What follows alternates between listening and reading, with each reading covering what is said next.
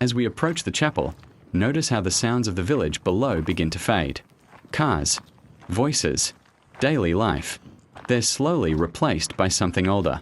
Wind moving through dry grass. Birds circling above. The crunch of gravel beneath your feet. Chapels like this were never meant to be convenient. They were meant to be earned. The short climb is part of the experience, a physical reminder that sacred places often sit just beyond comfort, just above routine. And as the path opens, the view begins to stretch. The chapel itself is modest. Whitewashed stone walls, a small bell tower, a red-tiled roof weathered by decades of sun and salt air. No grand doors, no gold decoration. Yet there is a quiet authority here, the kind that doesn't need to prove itself. Chapels dedicated to Prophet Elia are often found on high ground throughout Cyprus and Greece, mountaintops, hills, ridges, and that's no coincidence. Prophet Elia, or Elijah, is one of the most powerful and mysterious figures in the Old Testament. Unlike many prophets, Elia did not die a normal death. According to tradition, he was taken up to heaven in a chariot of fire, lifted straight from the earth into the sky. Because of this, Elia became associated with a high places, a storms, a thunder, a fire, the sky itself. That's why chapels bearing his name are almost always elevated, closer to heaven, closer to the clouds.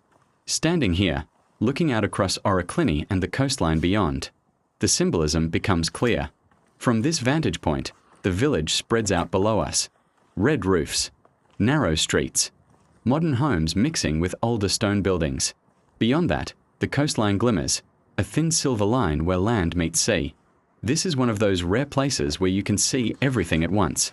A village life, agricultural land, the Mediterranean horizon. It's easy to understand why this spot became sacred.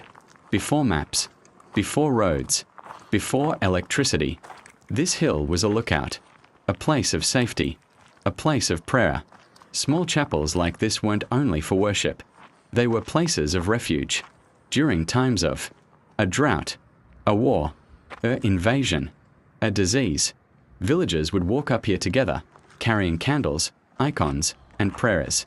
They came not for spectacle, but for hope. And even today, that feeling lingers. There's a stillness here that feels intentional, as if the hill itself remembers every whispered prayer. If you're lucky, you might hear the chapel bell ring, light, brief, and distant. Unlike large churches, bells here were rung by hand. One pull of a rope, one sound across the valley. It marked a feast days, a processions, a moments of community. But most of the time, there is silence. And in Cyprus, silence is never empty. It's layered with history. But places like this stay with you.